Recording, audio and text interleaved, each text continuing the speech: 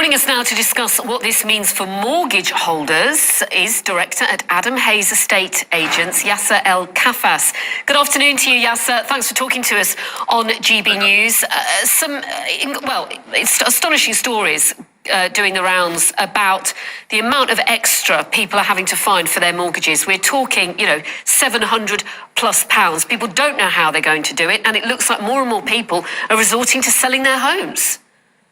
Well, it's not just about the pounds, it's about how many times their mortgages were previously. So if you actually look at the people who had fixed rates previously, who were possibly paying 1 or 2%, their now rates are 4 times as much as they used to pay. So if somebody typically paid £500, they're now paying £2,500. The problem you've got is the elderly clients, especially, who've got the bigger side houses, where they can't afford mortgages, their income is what their income is, so they're forced to have to sell their properties, and it's having a knock-on effect throughout the market completely. So you'll tend to find that there's a lot of properties coming onto the market as a result. This will no doubt create a situation where prices will have to come down in order for them to be affordable.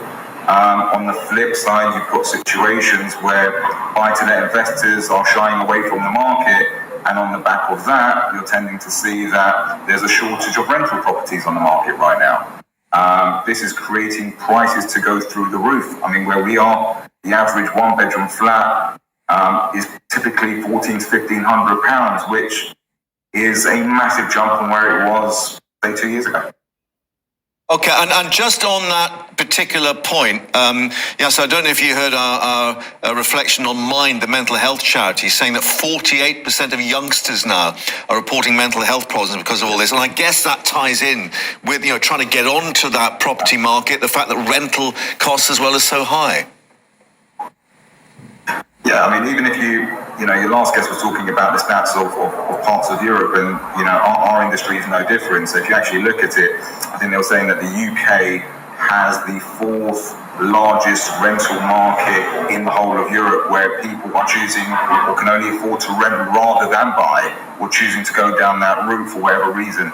And it's definitely having an impact. It's definitely becoming generation rent rather than generation buy. And the government should surely be stepping in here and possibly changing a lot of their policies to reflect what's going on in the market and the problems the country's actually facing in that respect.